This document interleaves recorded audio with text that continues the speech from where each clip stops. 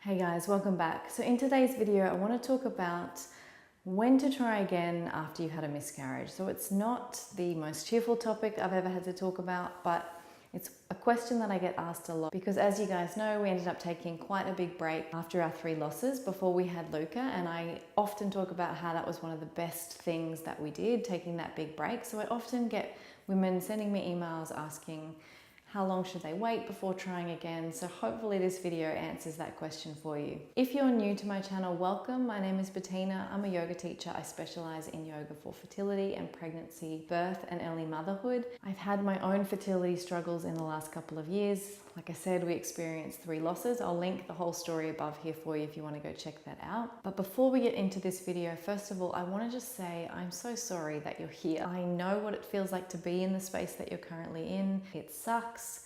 And I hope that you find the answers that you're looking for here today. So it can be really hard to know when to try again after a miscarriage because there's so much conflicting advice out there. You hear some people say that you should try again on the next cycle because you've got a better chance of falling pregnant because you're highly fertile.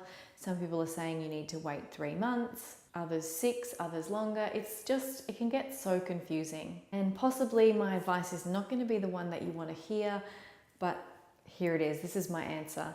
I think you should wait until you are physically, emotionally, mentally and spiritually ready to try again. And this can be tricky to know because sometimes when you're in the thick of it, you might think that you're ready, but actually you're so far in it that you can't actually see, or you don't have that perspective to see that actually waiting might be the best thing for you. So I just want to unpack those 4 areas that I talked about a little bit, because for me, I definitely didn't look at it from that perspective at first. As you know, we had 3 losses. So we'd had a loss and then started trying again immediately and had another one and didn't take a break and kept going.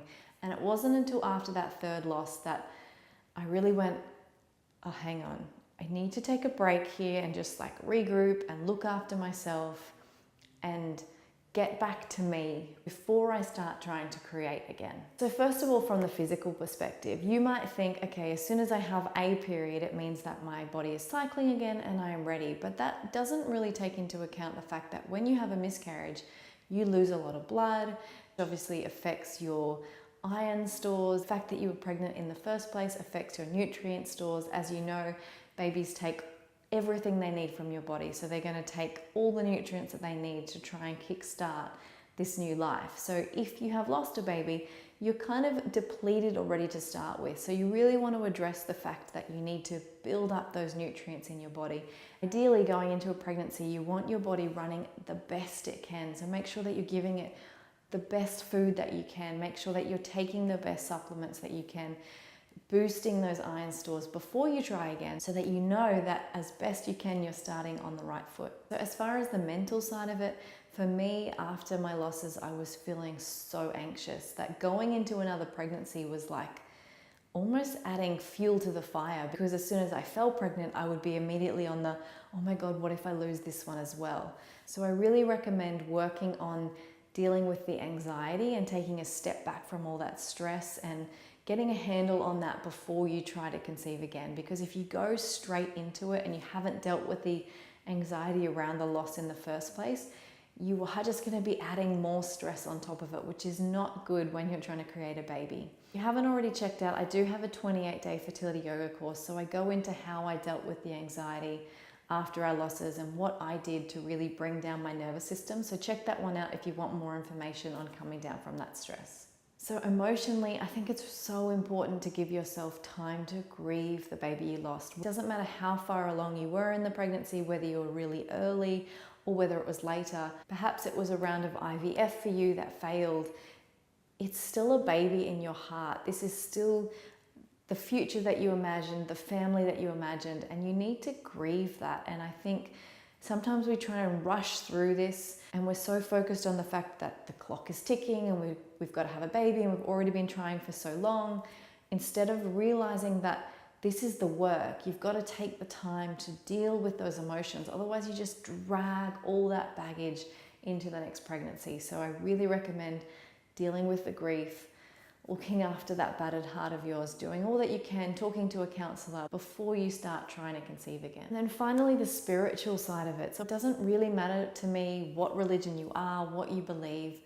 I think we can all agree there's something quite magical about how babies are brought into this world, about how they're conceived, and that there's something more to it than just the physical. Because if it was just the physical, I think we'd have all the answers already. But I think it's really important that when you're looking at conception from all of these areas, that spiritual is a part of it, and connecting with that space within you that calls this baby down, that calls this soul down, that is able to hold the hope. And I think sometimes after we've lost a baby or multiple babies, we lose that hope. And I don't think you can go into another pregnancy without being able to draw from your spirituality, being able to draw from somewhere that hope and that ability to have faith that you are going to be able to carry a healthy pregnancy, because you can't go into a pregnancy not believing that yourself. I think that's really not a healthy way to go into trying to conceive. And I can say that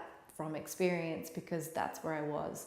After our first loss, I'd gone into the next two pregnancies, honestly, looking for the worst. I was looking for signs that I was going to lose this next pregnancy. I almost expected it, and I think I was letting myself expect it to try and protect my heart. I didn't want to hope for the best, because I thought, well, if I just err on the side of it's probably not going to work out, then I won't be as hurt.